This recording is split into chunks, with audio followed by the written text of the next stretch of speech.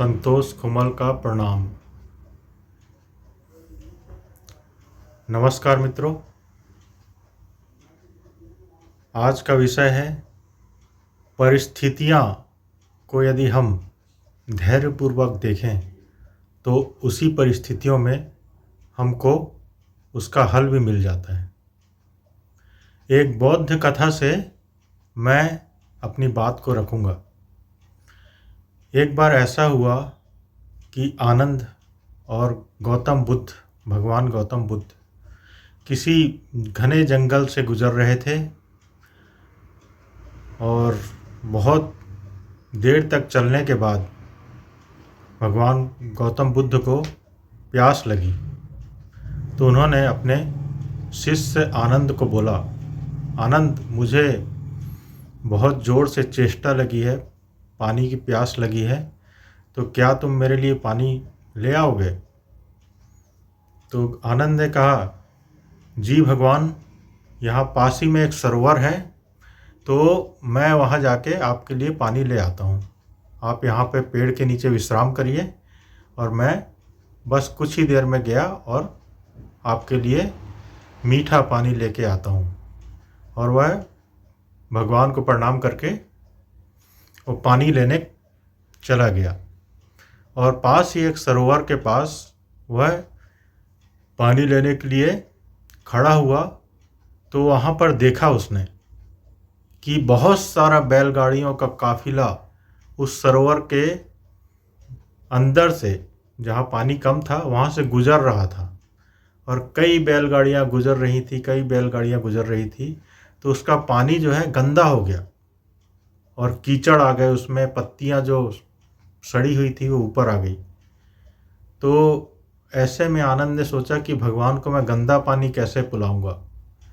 तो कहीं और सरोवर जाके थोड़ी और दूर चलकर हम पानी को पाकर उससे अपनी प्यास बुझा सकते हैं, जहाँ का पानी साफ हो। तो वह वापस गौतम बुद्ध के पास गया और भगवान पेड़ के नीचे लेटे हुए थे और बोला, भगवान, वहाँ का पानी बहुत ही दूषित हो चुका है, कीचड़ वहाँ पे हो गई हैं और पीने लायक पानी नहीं है वहाँ पर।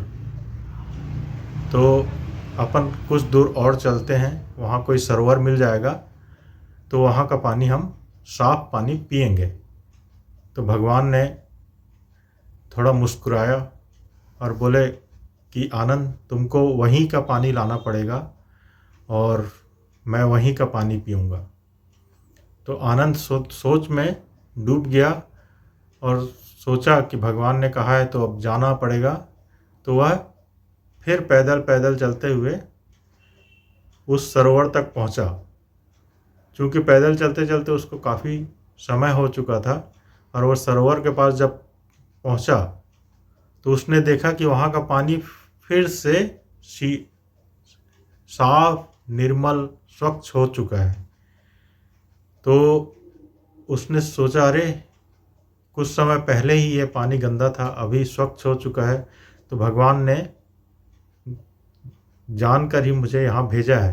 तो आनंद ने पानी लिया अपने पात्र में और उसे लेकर भगवान के पास पहुँचे। भगवान के पास पहुंचकर उन्होंने वह पानी दिया और बताया, भगवान, मैंने वहाँ का पानी नहीं लिया था क्योंकि दूषित था, बहुत सारी वहाँ पे बैलगाड़ियाँ गुजरी, इसके कारण पानी दूषित हो गया था। लेकिन अब जब मैं दूसरी बार गया तो वहाँ का पानी बहुत निर्मल और साफ हो गया था, स्वच्छ हो गया था।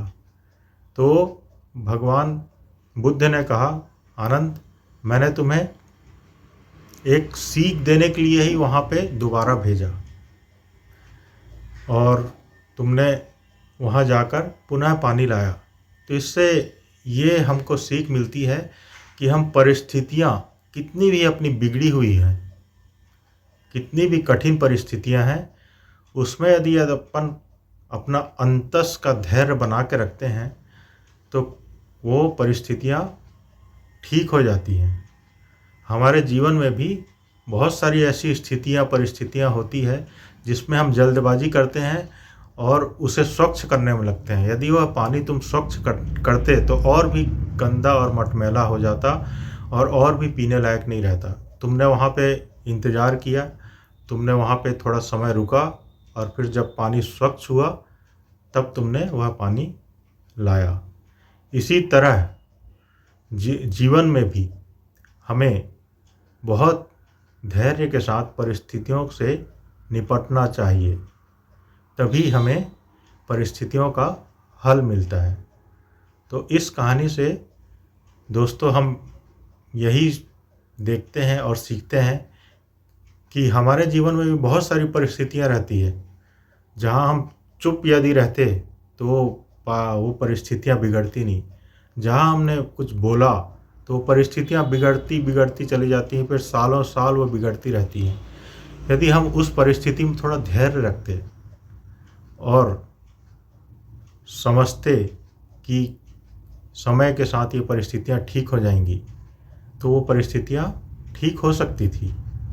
ऐसे ही हमारे जीवन में और भी आने वाले समय में, हमारे बीते कल में जो भी परिस्थितियां हमारे सामने हुई, उनसे सबक लेकर हम आगे आने वाले परिस्थितियों में अपने आप को धैर्यपूर्ण बनाकर और कुछ समय धैर्य रखकर इंतज़ार कर उस परिस्थितियों का हल पा सकते हैं।